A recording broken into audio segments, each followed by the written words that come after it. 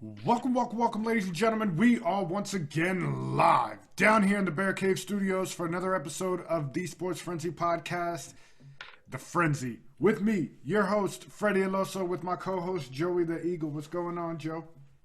Sounds like you had to think about that for a second. You weren't really too sure where you were at right now. Quarantine I got you all fuzzled in the head. remember what show we were doing. You keep drinking all them damn White Claws and that mojito you sent me yesterday. You're going to be in trouble. Hey, that was The Rock's new, his new tequila that he's got out. Pretty damn Is that good. the one he drinks that with like a shit ton of sushi and French toast smothered with peanut butter? Yeah, man, that thing is smooth as hell. So it is good. It's not a McGregor. It's not it's not a McGregor. It's just a name on a bottle. It's very okay. good. Yeah. I mean, he is the highest paid actor. If he's going to put his name or come out with anything, you would think it would be top notch. So. Yeah, you would think, and it is. It lives up to that. Okay.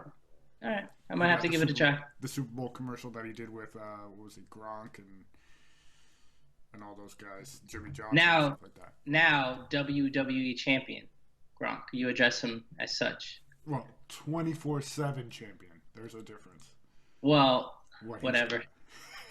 There's a difference. I saw it for 5 seconds, and it looked so weird. Dude, it looked almost like it was a commercial because there was no fans.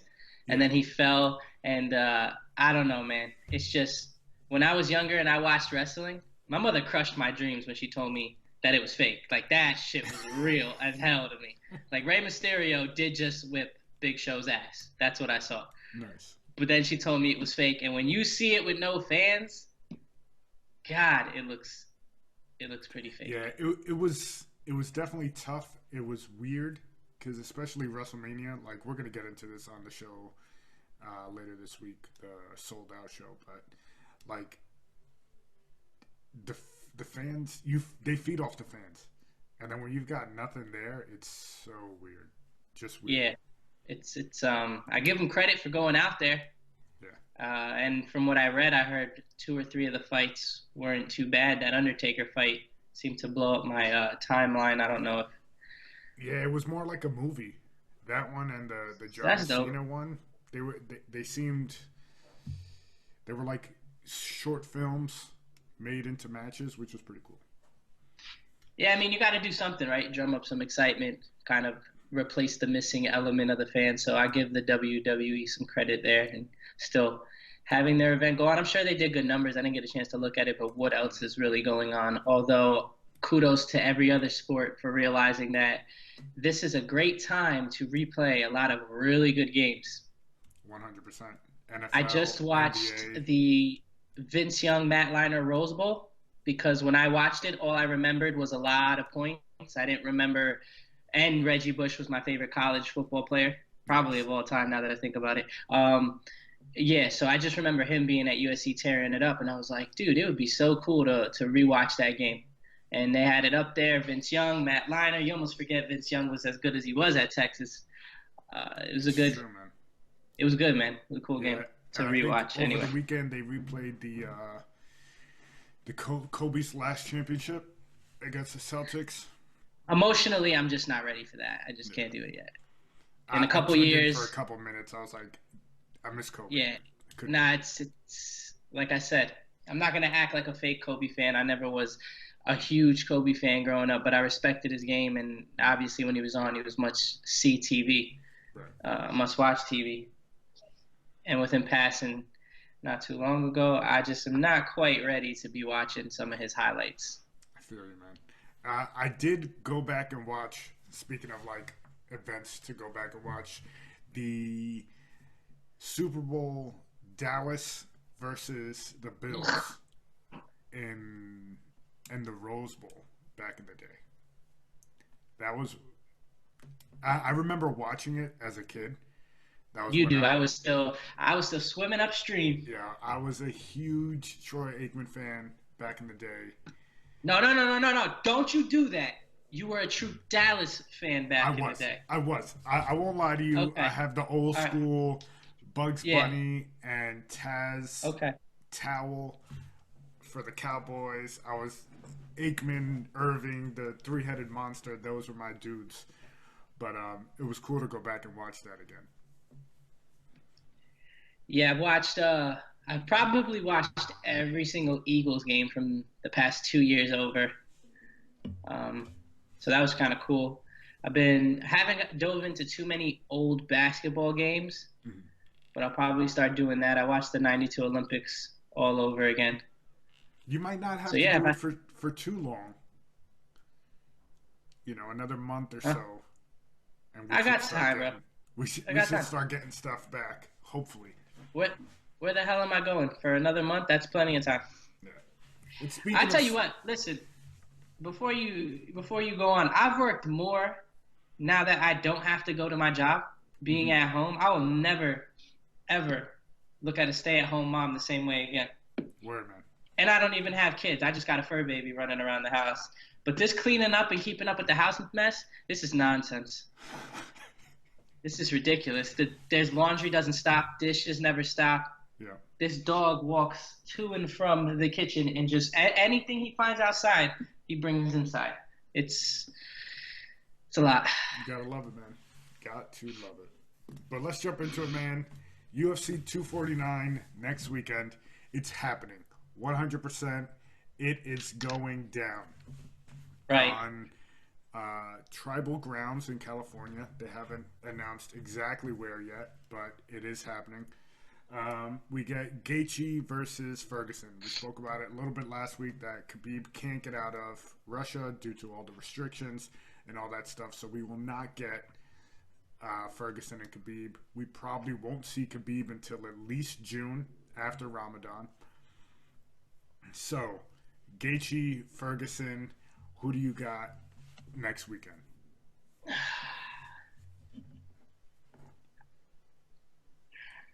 It's going to be a good fight, but I think I'm leaning towards Ferguson. I mean, he's been preparing for a fight anyway. I'm not saying that he'll be the only fighter in the ring at that time that's in shape. I'm sure both men will be ready to fight, but I just feel like Ferguson's already been in that mindset that he was going to take on a monster in Khabib. So for him, if you look at it this way, he's been waiting so long to get a title shot, and I know this is going to be for the interim belt. Right. He can't lose this fight. If he loses this fight, then he's automatically going to get supplanted, and he might never get a shot at actually winning the official title ever again. So for him, man, it's all or nothing. And that's why I told you in the first place, if I'm him, I'm like, nah, brother, I'm cool. I'm going to just chill out here, and I'm going to wait for Khabib to be ready because I earned that fight. Yeah. So credit to him, again, for saying I'm a fighter, and that's what I do, so I'm going to go out there and fight. I don't really care what it's – obviously he cares that it's the interim belt, but he doesn't care if he does get a crack at Khabib, obviously enough to sit out a fight. So, yeah, it's going to be an interesting fight. I think if it goes later into a fight, if Gaethje doesn't get him in the first 3 rounds, it's Ferguson's fight, 100%. The dude's got a motor beyond compare, and he just gets stronger as the fight goes on.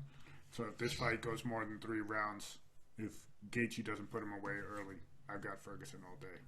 Then we've got the rematch with Rose Namajunas and Jessica Andrade, where Rose got knocked out at the tail end of her last fight when she was winning that whole fight. So that'll be an interesting match to see come back up. I just feel, man, once you start getting your chin checked like that, and it's not even a choice you have, once you start getting knocked out, your brain does not want to deal with that type of head trauma again.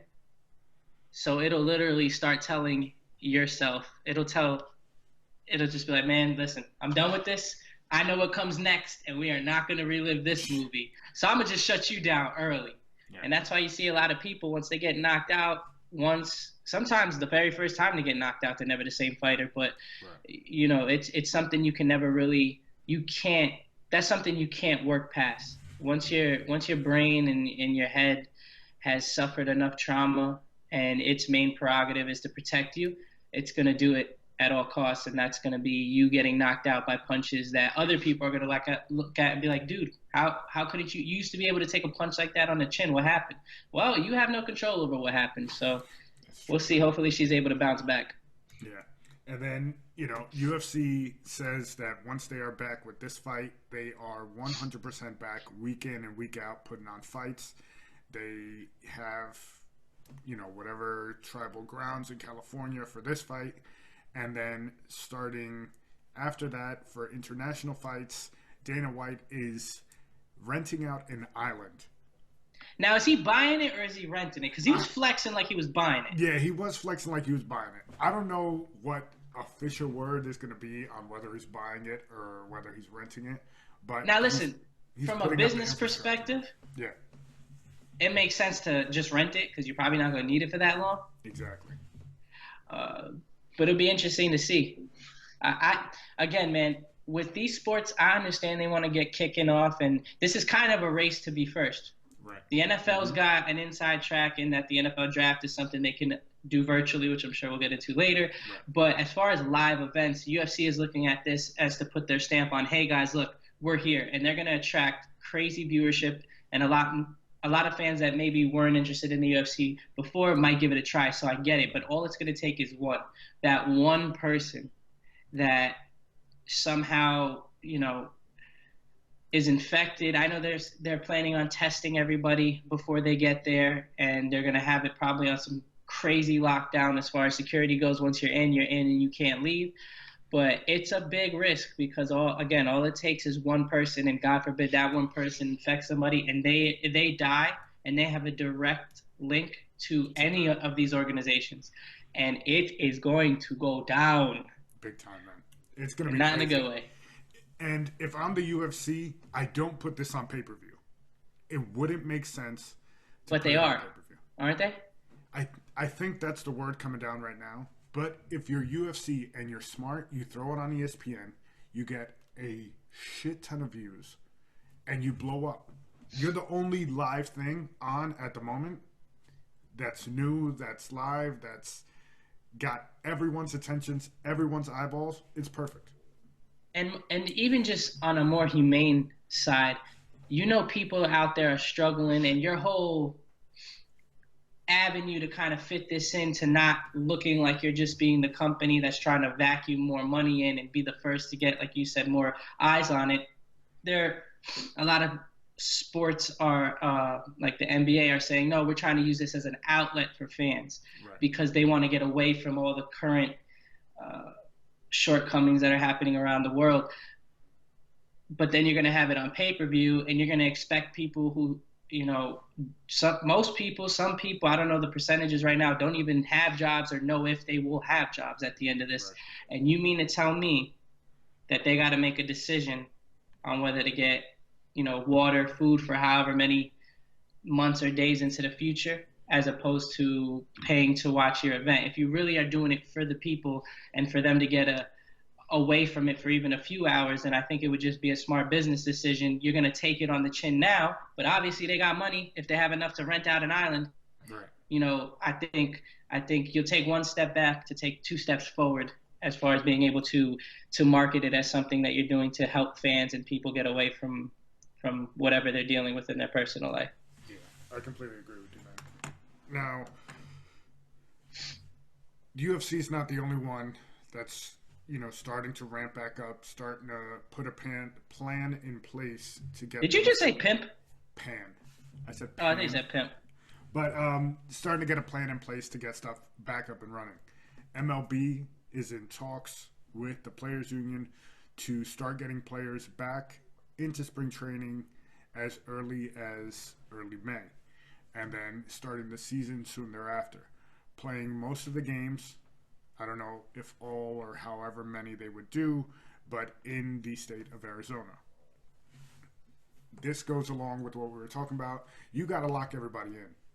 You can't let these dudes branch out, go all over the place. You got to lock them in. You got to make sure everybody is safe and healthy, and then keep it going.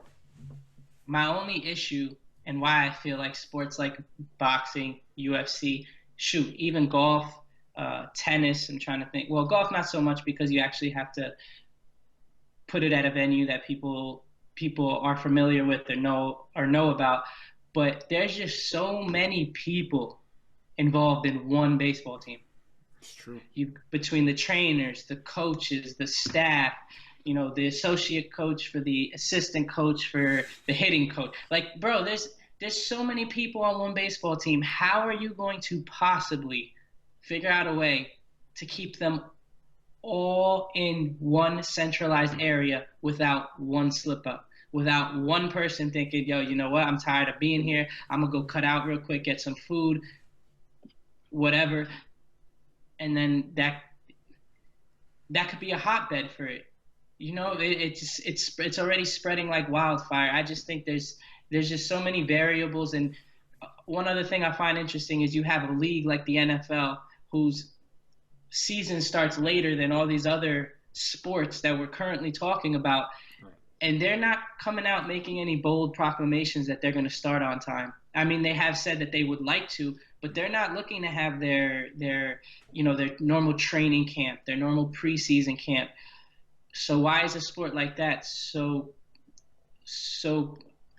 like not gung-ho about their season starting, but then you've got baseball and basketball? I just feel like they're living on a cloud right now. There's not enough information out. There's not enough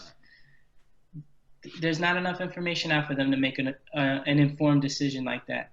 It sounds good, but I'll believe it when I see it.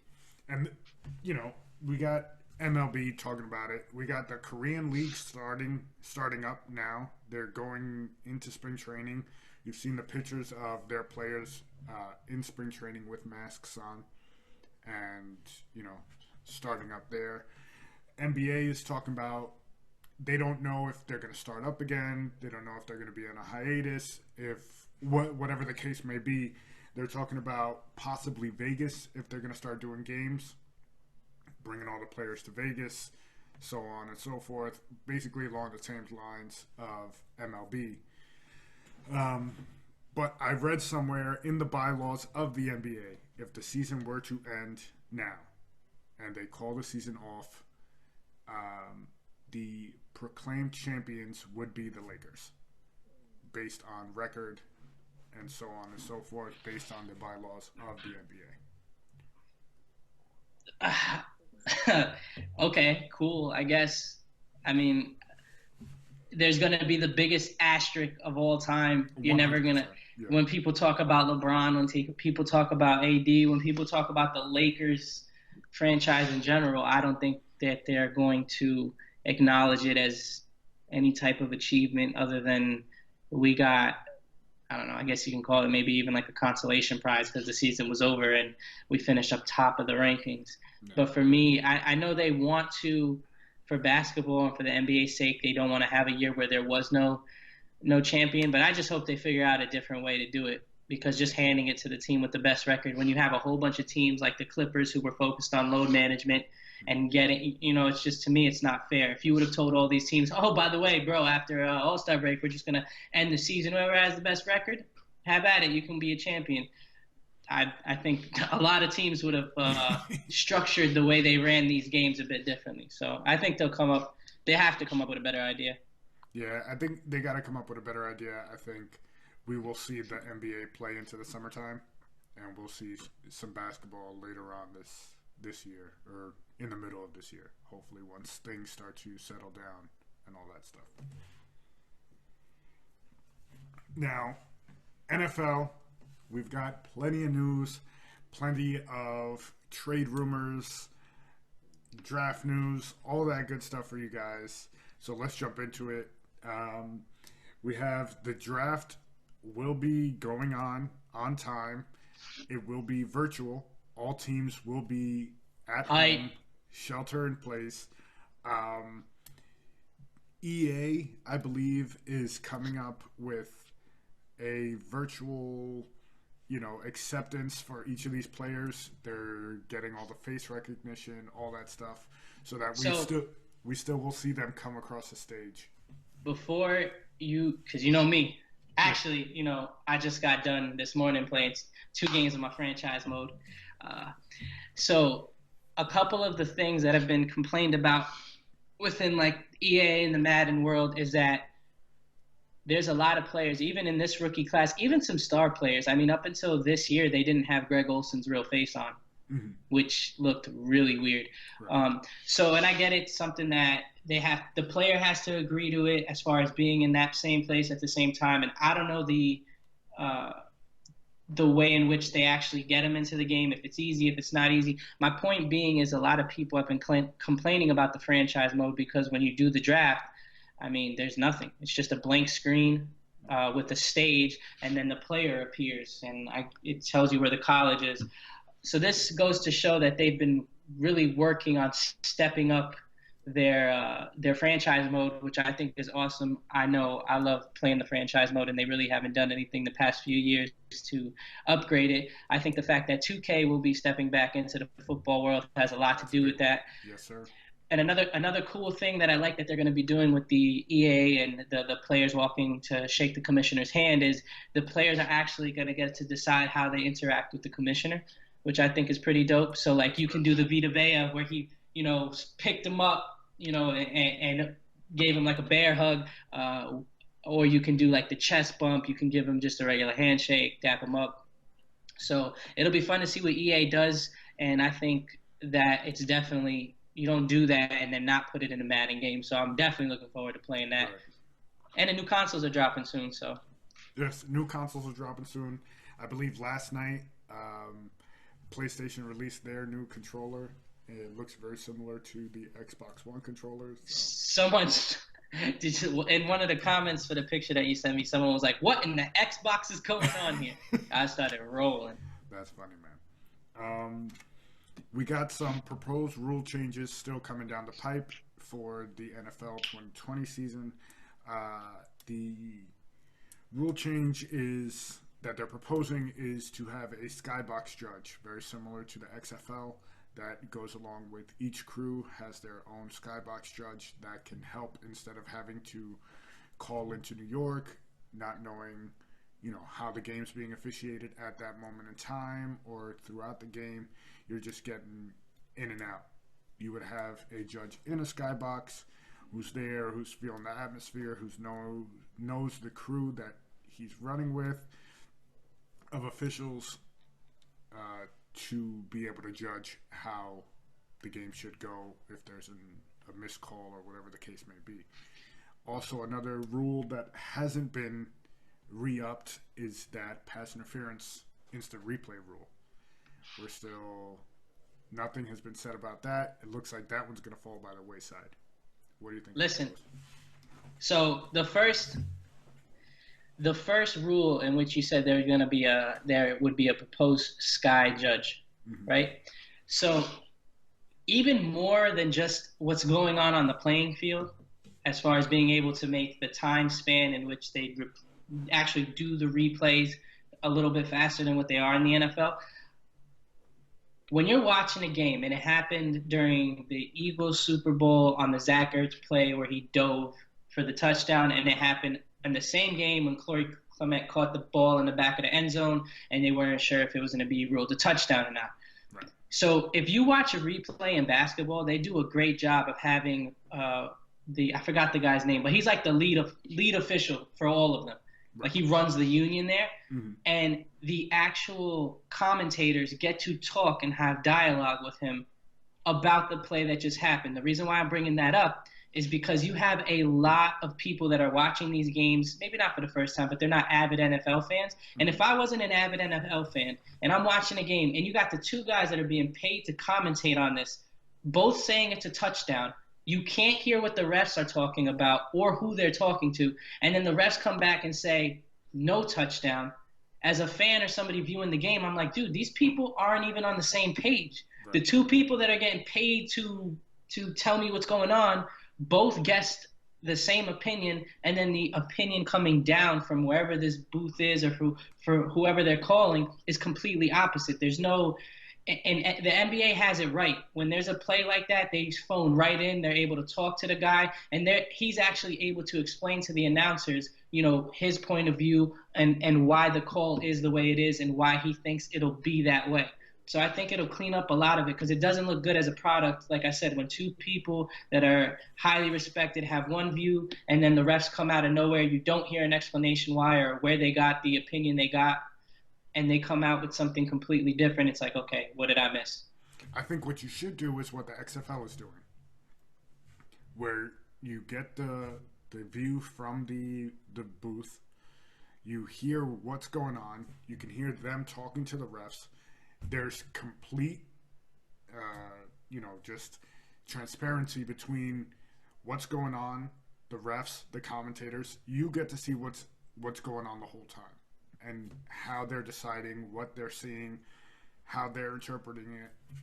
I think that would be the best way to do it. And kudos to the XFL for actually doing it last year, or the beginning of this year. Yeah, and this pass interference, I mean, we kind of said it when it first came out last year. This kind of just opened Pandora's box. I mean, if you watch an NFL game on replay, there is holding every single play. Every single play. There's pass interference every single play. Yeah. I mean, you can't watch a game, watching a sport. For basketball, it works, right? Because contact in basketball usually is designated as a foul somewhere. Right. Every once in a while you get incidental contact, but when you're able to watch a basketball game and watch the replay and two players collide, you can kind of, it's going to be a foul on either player. In a game like football, where the main objective is to be violent, is to be physical, where you're allowed to cream somebody coming across the middle, albeit not like you used to because it's a flag now, right. But you're allowed to make contact and there not be a penalty in the game like there is in all these other sports. To me, that's where the instant replay kind of gets a little fuzzy, because they're technically, per the rules of this sport, allowed to be physical. Where's the line that you draw where this is too physical and this isn't physical? Obviously, you never want to play like what happened in the playoffs between the Rams and Saints. Game that was the worst of the worst. But to me, man, they opened up Pandora's box and it caused way more problems than it solved. There was a time where I felt like I was watching it and the refs were trying to make it a point like, nah, bro, unless it's egregious, we aren't calling it. Right. Which made, just even a bigger gray area than there was before. So that rule got to go. Or they got to make some serious ramifications to it. Yeah. And also in news, you spoke about it before, the president came out on a call with all the commissioners, and he stated that the NFL should start on time. He doesn't foresee it being an issue of them starting on time. We'll have to wait and see how the numbers and how this gets figured out relatively, hopefully quickly, and hopefully we can get back to normal. We also had the Monday Night Football booth. It's still up in peril. They don't know who's going to be in the booth. Drew Brees has a standing contract almost with them that once he retires, he's basically going in there. The words and the rumors going around is that you're going to get the primetime college football crew of Herb Street and Fowler going into the booth for Monday Night Football. Is that going to be the case? I don't know. As long as we don't get Booger McFarland back in there, I'm good. Yeah, man. Listen, they got to do something with that. First of all, it must be nice to be Drew Brees and know that once you're done, you just gonna collect a cool, what was it, like $7-8 million the very next year talking about football. So that's dope. But I wouldn't mind seeing Kurt Herbstreit. I'm so used to seeing him in college football though, so I'm not sure if I'm gonna be able to separate the two. But it'll be interesting. A big reason why they got a hit on this one is because they're going to put in bids for the upcoming Super Bowls, and if you don't have an A-list announcer A, announcer B, you're not getting that Super Bowl. 100%. You are not getting it. Also, news that came down this week.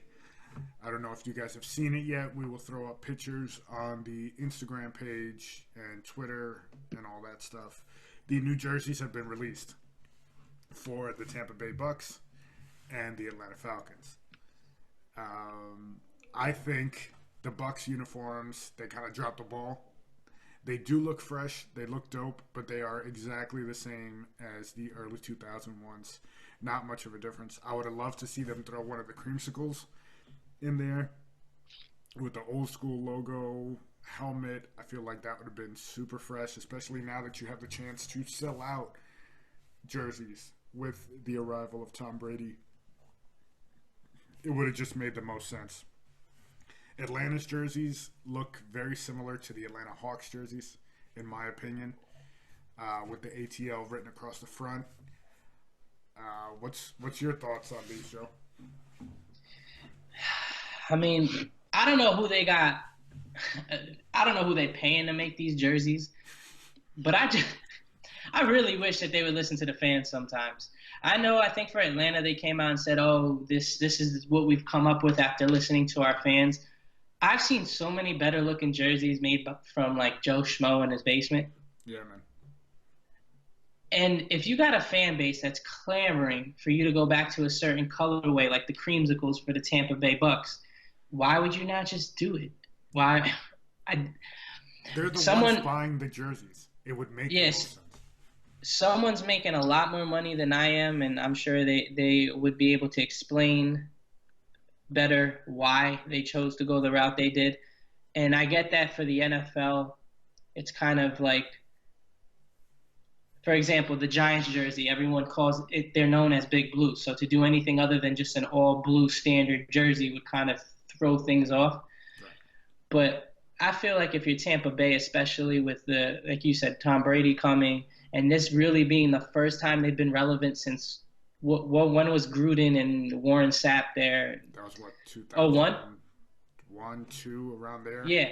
So it's been a while, man. So I think this would have been a great opportunity for them to come out. And again, the jerseys aren't bad. I'm not saying that they're ugly, but I just feel like they went really conservative and safe. Yeah. They definitely dropped the ball. They could have gone big and blown it out of the water. Because, I'm sure right now Tom Brady's Bucs jersey is probably #1 selling on the website. Right now, Tom Brady's Bucs jersey was #1 the week of him signing, before people knew what the jersey was going to look like. There you go. He didn't even have his number 12 officially. Bro, people were fiending. As soon as he signed there, his jersey was going off the racks. Yeah. And also, now, potential trades coming down. We're about 2 weeks out from the draft? 2.5 or so? 2 weeks. I mean, 2 weeks in a day. 2 weeks in a day. So next week. Not that I've been fiending or counting down the days, hours, minutes, and seconds, but we're close. Next week we'll bring everybody our draft special. Joe and I will have our whole first round picked for you guys. But a lot of trades still to go down. There's a lot of players who haven't moved yet. You have your Cam Newtons and stuff like that are still out there for free agency. Jadeveon Clowney, who's lowering his price now because he's realizing he shot too high. He shot his shot, and it didn't work. You know what else? And kudos to him. I mean, shoot your shot, brother. But the problem with Jadeveon Clowney, as explosive of a player as he is, I mean, talent-wise, he's probably the most talented defensive lineman there is in the NFL. Right. Talent-wise. I mean, outside of Aaron Donald. Mm-hmm. Just pure talent-wise, Jadeveon Clowney is it. The problem is motor. He doesn't show up and make the like Aaron Donald, every game he's out there and you could tell. I don't care if they're doubling him, tripling him, he's out there. Yeah. Another thing is availability. Jadeveon Clowney gets injured a lot. If you're going to pay somebody, $20 million at the defensive end position, you need him to be there more often than not. And unfortunately for him, he's not. And I think the icing on the cake that really, really hurts his potential value to teams is you've got a player like Yannick Ngakoue out there who is, while he might not be as much of a household name for just the common fan, he's every bit the player and then some that Jadeveon Clowney is. I think he's way better as far as just an overall football player. So when you've got someone like him that's on the trade market, and once someone trades for him, ideally they're going to give him a long-term deal because that's what he's been looking for. That's the reason why he wants out. I think that also hurts Jadeveon Clowney's market because if teams are like, we can get Jadeveon Clowney, now there's going to be draft assets and stuff like that given up, so you take that into account. But if you're going to give Jadeveon Clowney 20, 21 mil, or you can give Yannick Ngakoue 20, 21 mil, give me Ngakoue every day, twice on Sunday. Exactly. So. I agree with you, man. It came down yesterday. I don't know if you saw it. I think I sent it to you. But there are talks or rumors circulating of the Bills potentially going after Alvin Kamara and trying to get him from the Saints, him going into his contract year. The Saints would have to pay him big money. If he comes to Buffalo, he would have to get big money. Is it? When can I just burst your dream scenario? Go ahead. Just okay, great. Burst it. All right. So hear me out. Okay, I get that it's rumor season. No problem. I love it. But you got a lot of people that have the ability to, I don't want to say make up news, but they'll put news out there, kind of like clickbait. You know, Julio Jones for Zach Ertz trade. That was one of them. So I just would caution people where they find their rumors from, just because I saw some of the articles and it was basically, okay, if he were available, these were teams that would make sense, and then it snowballs into somehow him being on like the trade block. Right. If I'm New Orleans, he's more than a running back. Mm-hmm. He's more of a receiver. You look at the running back market and how they're getting paid, especially right now with the outliers being the big contracts that were given to Todd Gurley, Ezekiel Elliott, and David Johnson.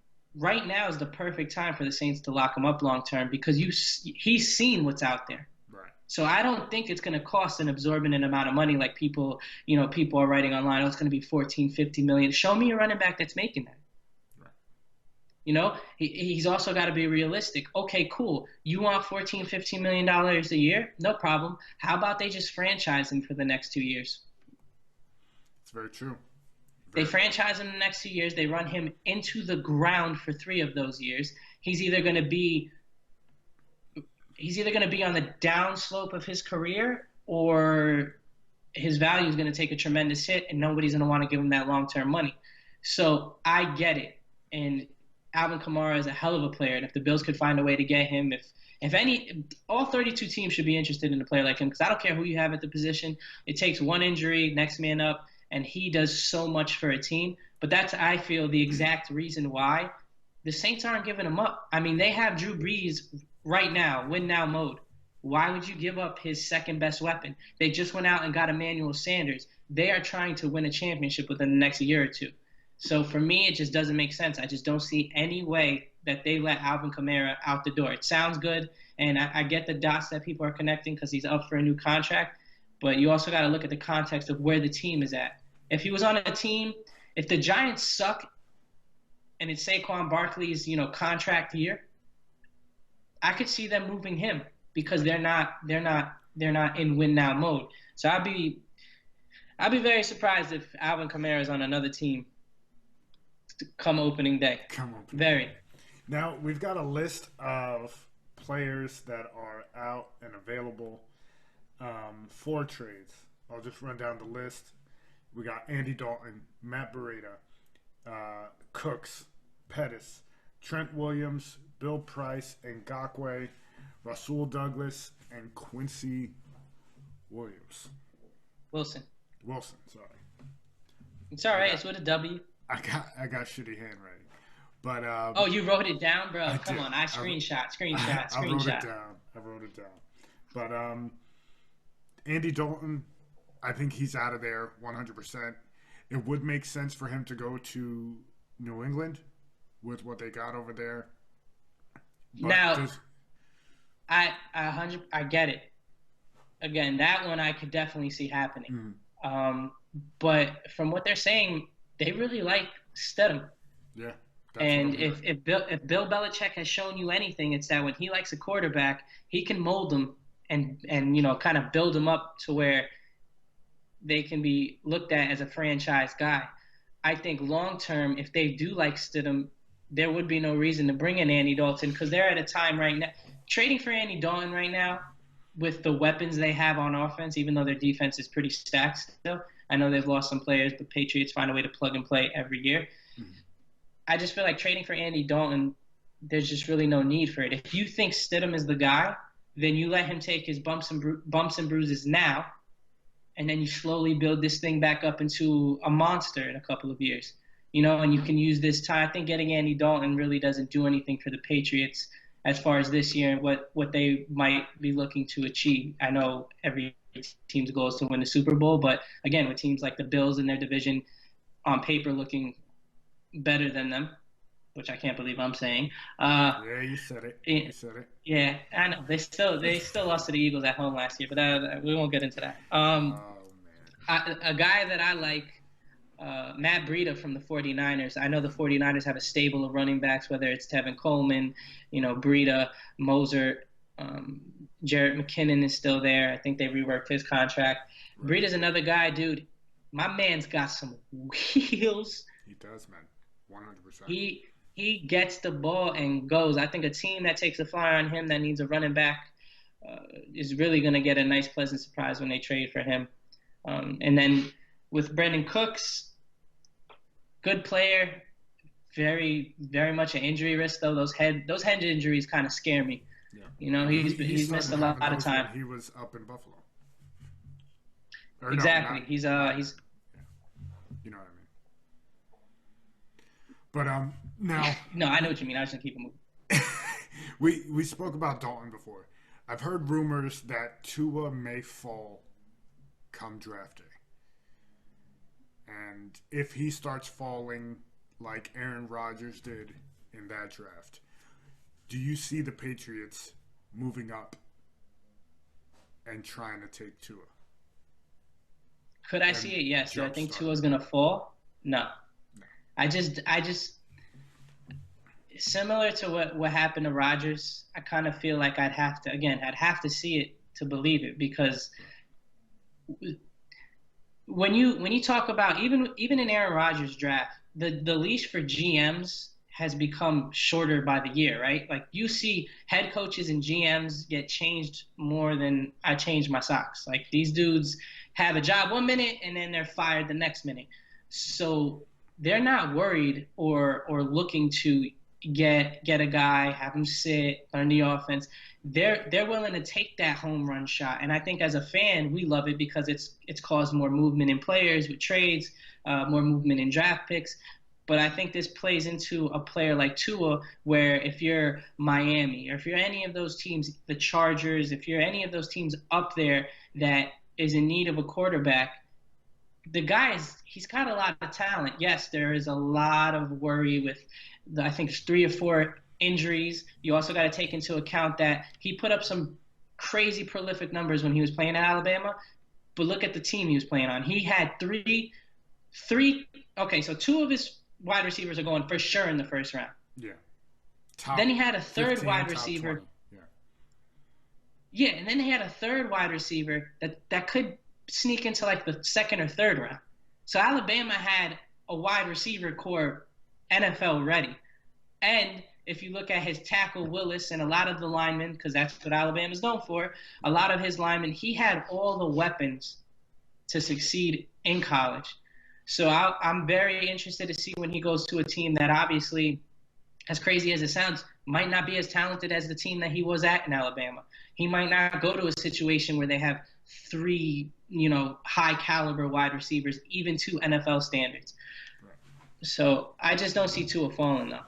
But if he does fall, you damn right a team like the Patriots is going to try and move up. I could see a team like the Saints trying to move up too, depending on how far he falls, With Wills. Yeah, that's true, man. Now, some of the other big names on this list, Trent Williams and Ngakoue. I think it would be perfect for the Bucs to try to go out and get Williams to secure that line for Brady. Ngakoue, your boys are in the mix. Your Eagles are in the mix. There's, you're going to have to pay a steep price for him. But what do you think about these 2 guys? It all depends on what Trent Williams – because Trent Williams wants a new contract, right? Mm-hmm. So he wants a new contract. You got to give up trade assets to get him. If I'm the Bucs, am I in a position to make that move? I don't really know what the salary cap situation's looking like. Or am I better off going after a player like Jason Peters, giving him less money on a shorter-term deal, more flexibility, and going that route? I think with a player like Trent Williams, you could see a player like him. So when players are available, especially when the draft is coming, like Ngakoue is a hot name because look at the defensive ends coming out. Yes, there's Chase Young, and there's the defensive end from Penn State, and I never get his name right, so I'm not going to try.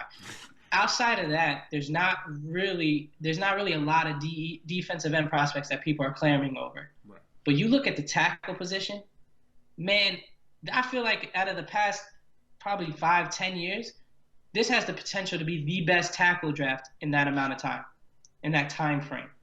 So you got teams like, why the hell am I going to give up my first, my second, or whatever you're asking for Trent Williams and pay him, buku the Bucs. He wants to make it rain. He already said that. Yeah. When I could go get one of these young guys, NFL ready, plug and play starters at tackle. So I think for him, what really hurts his market is the fact that there's so many good tackles or so many supposedly good tackles that are about to enter the league. I think that it could be a situation where a team's on the clock, maybe in the first round, late first round, and they realize, oh, damn, we didn't get the tackle we were looking for. And then you see a move made. I really don't know what's going to happen with Trent Williams. Ngakoue is a whole different story. I mean, the dude's young. He's at a premium position. Not saying Trent Williams isn't, but he's at that. He's a pass rusher he gets to the quarterback. He gets sacks. He's good against the run. From all accounts, he's a good locker room leader. I had put on my Eagles page earlier that it's the Giants, Browns, Raiders, Seahawks, and Eagles. Unfortunately, I don't think the Eagles are going to be able to get him. I think people are going to pay out the nose for some guy like him.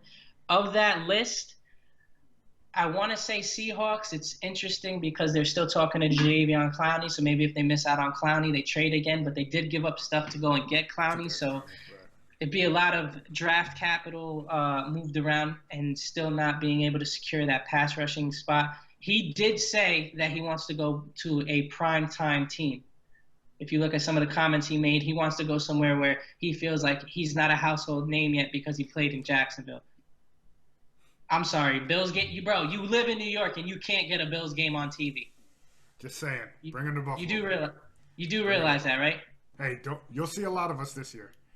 You'll see a lot of us this year. Do you struggle in your own state to watch your games? Hey, we're not talking about last year right now.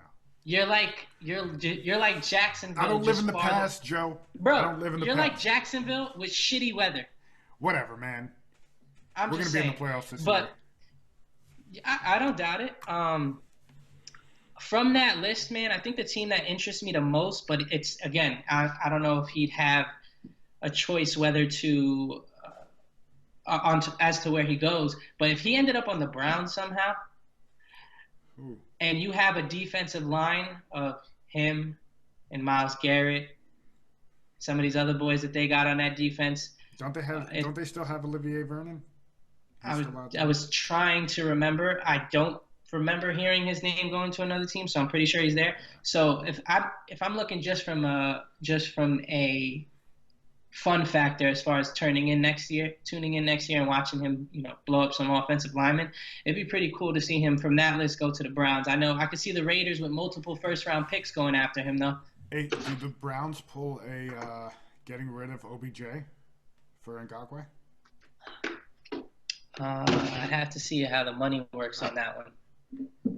I don't know. I know going there, he would want a new contract, but OBJ already has one, so I don't know how that would affect. How that would relate if you move it. Yeah, It'll be interesting, man. For sure. Yes. I can't wait. One of these two guys, I think Trent Williams is definitely out. I think if the Jaguars are smart, Ngakoue's out. If you ask me, the team on that list that I think he's going to go to, I think it's probably going to end up being the Raiders, just because if you look at them and the splashy moves that they've been trying to make in that win-now mode, moving into a new stadium, and the fact that they have multiple first-round picks, I think that makes them, at least in my eyes, they're kind of like the favorite to land him. And he wants to go to a primetime team, baby. There you go. Now, next week will be our draft episode, so stay tuned for that. 2020 draft episode here at the Frenzy. www.thesportsfrenzypodcast.com for all our previous episodes, all that stuff. YouTube, like, subscribe, comment. Help us reach the goals, man. We love bringing you guys content, and we will continue to bring you content. Also, we will hopefully have a plan in place next week to let you guys know how we're going to do our yearly draft watch along. So get ready for that, and we will catch you guys next week. Peace.